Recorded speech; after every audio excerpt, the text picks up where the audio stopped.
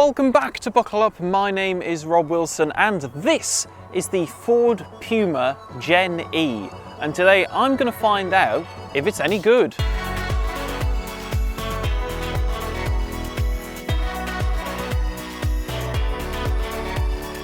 Okay, but before we drive it, let's have a quick look around the outside. And we'll start here, as always, at the front, where this looks very much like a Puma, apart from this one has just entered the early stages of puberty, as you can see by this very small pencil moustache. We've still got the big, bold looking lights, except these ones have got some streaks in them, which is sort of to emulate the claw of a Puma. Now, that sounds very similar to what Peugeot have been doing for a while on their cars. And indeed, the key for this car has a Puma on it, not a Ford badge. So that is certainly an interesting development. Further down, we've got some more normal looking grills and an absolutely enormous Ford badge here just below the moustache. It's also worth mentioning that we've got a small 43 litre frunk under this bonnet, and then down the side we've got some 18-inch diamond cut alloy wheels on this premium specification car. It's also probably worth addressing at this point the colour choice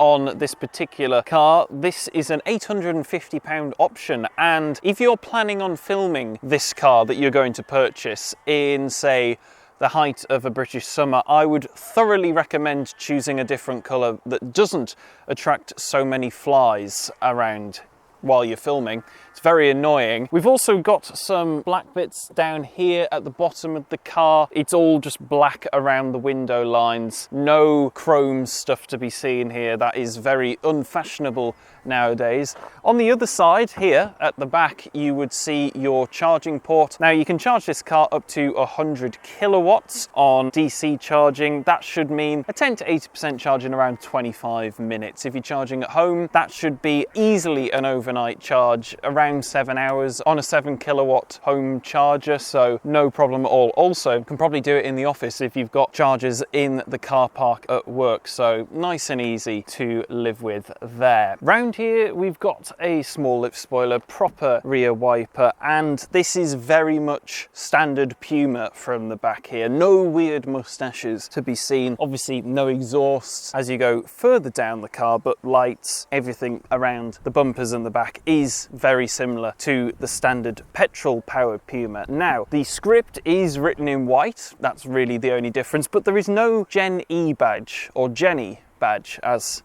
I like to call it.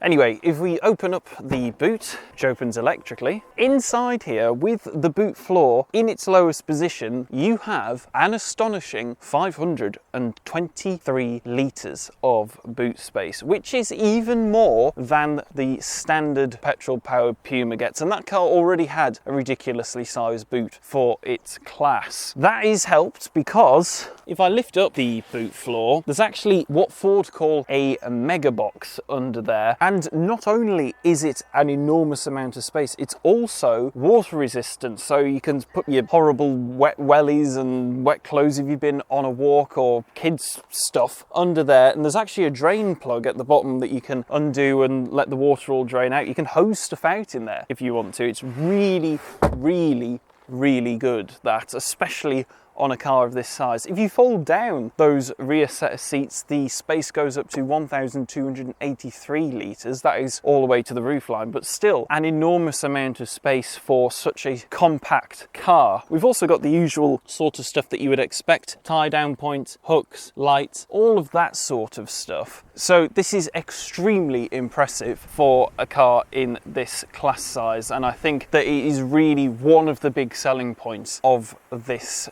car. Anyway, if I close that up, I'll go and try out the back seats and see if they're just as capacious. Well, that was probably too much to hope for, really, wasn't it? Because yes, there isn't as much room in the back here as you would hope for. Now, for reference, I am 6'2" or 188 centimeters tall. This driver's seat is currently set up in my driving position, and as you can see, I can't really get my knees behind this front seat. And it's not because of the cutouts here, because they are very useful. It's actually because the floor is very, very high. So the angle of my leg is is not allowing me to be able to fit my knees in behind these cutouts. That's because the battery has to go under the floor, and that raises that up, and that means it's actually not that comfortable in the back for taller passengers. Foot room again is limited because my feet only just really scrape under that front seat. Headroom is okay, to be fair. Even if I sit all the way up straight, my head does just touch, so that's not too bad. If you were having 3 up in the back, I wouldn't really recommend it. This middle seat is obviously narrower than the outer seats, but it's also quite a lot higher and quite a lot firmer. And while there isn't really a hump in the floor, it's incredibly minimal. The total lack of footroom, I think, is going to be a problem there. Everyone's just going to be annoyed at each other. Now, we don't have any sort of special armrest coming out of the middle seat. It's just as it is. The seats fold 60/40. We do have Isofix on these outer seats. We've got a 12-volt socket and 2 USB-Cs down there. We've got seat back pockets. We've got door pockets in the back here as well, but only really big enough for a bottle on either side. And as I said, there's no cup holders here in the middle because there isn't an armrest that would house them. So not great here in the back for taller people. Shorter people will probably be fine. Kids certainly will be fine. But if I wanted more space, I'd be looking at something like a Kia EV3. So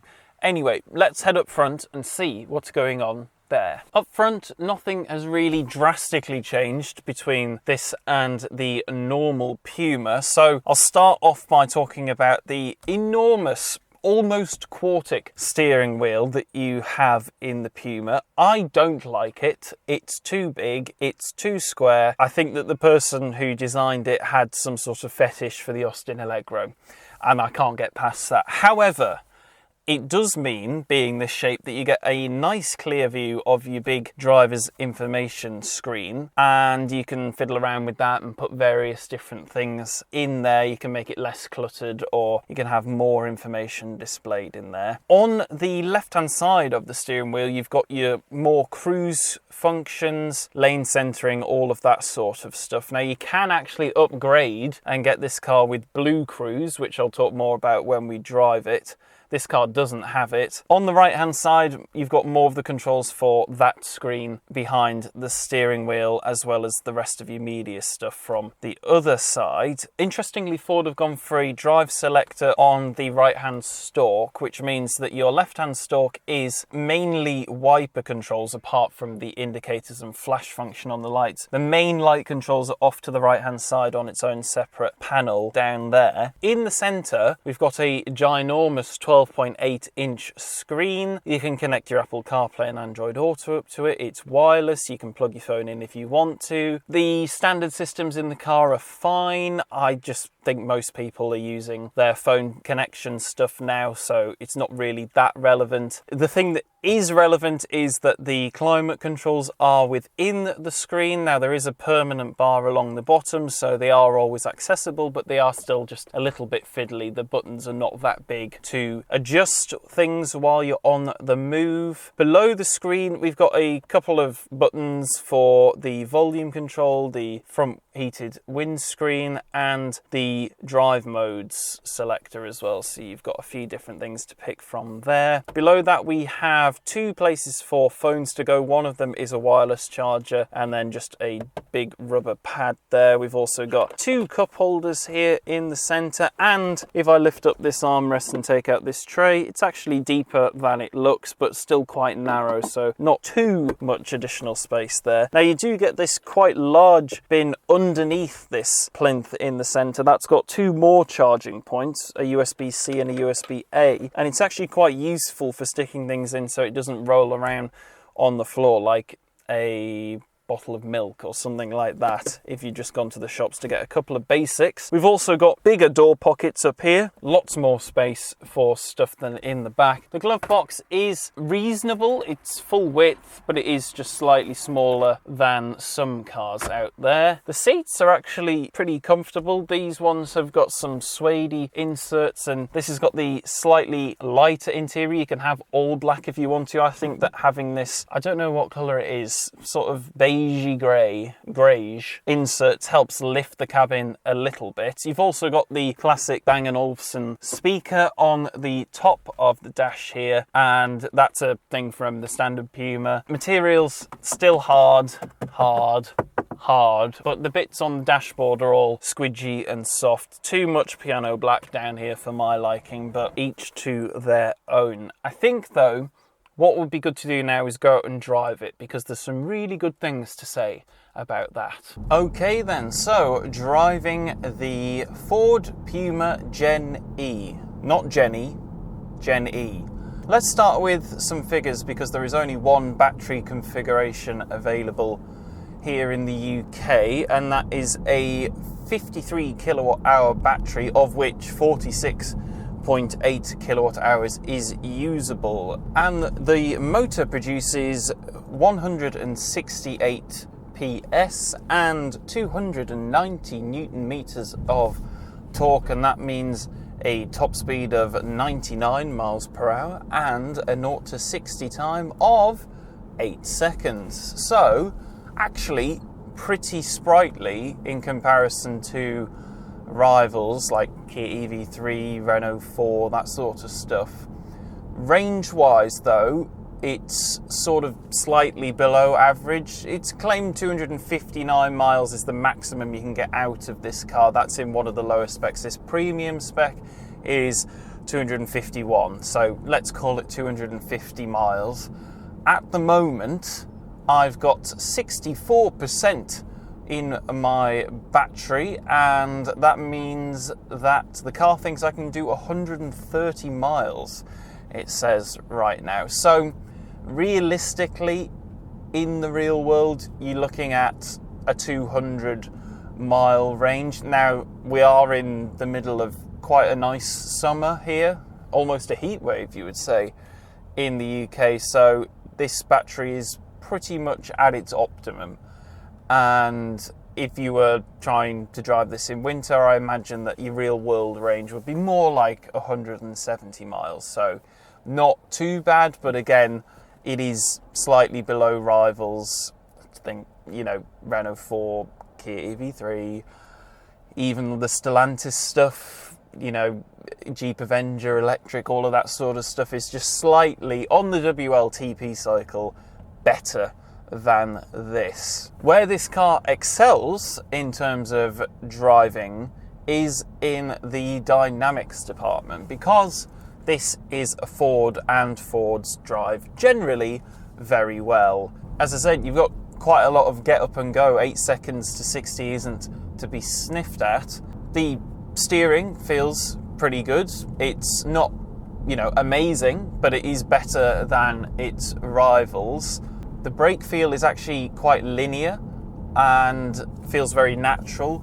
Doesn't feel weird and jerky, and I tend to leave it in L mode. There's obviously reverse, neutral, drive, park, but you can put it in L mode, and that's like enhanced braking. It's not quite one pedal driving, because it doesn't bring you to a complete stop.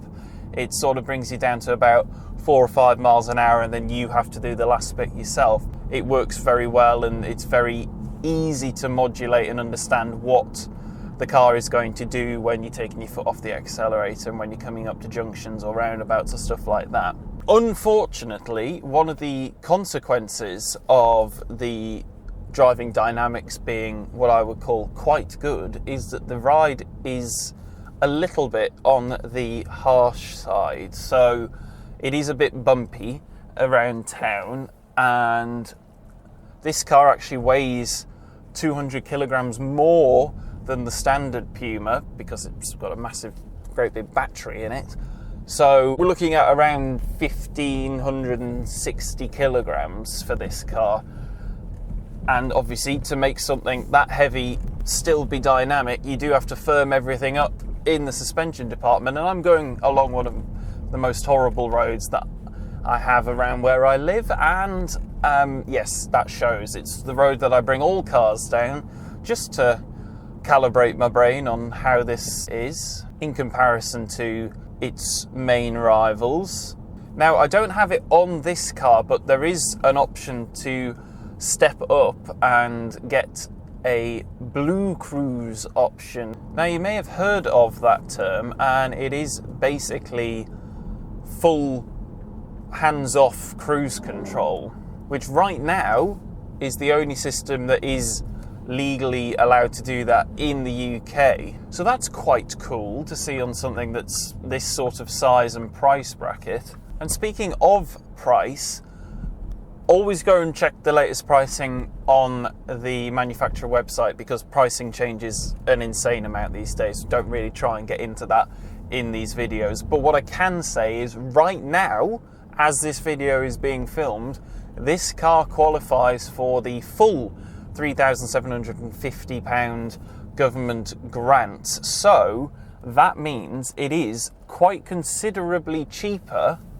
than it otherwise would be, and that makes it much more competitive against its closest rivals. I am going to break my own rules slightly by saying that as this car is right now spec'd with the government grant, it's £29,395, and that's pretty reasonable, I think, for what I've got on offer in here, and thinking about what you can get from rivals. But it means the lower down specs are, you know, in the early 20s for pricing, and that is really quite competitive.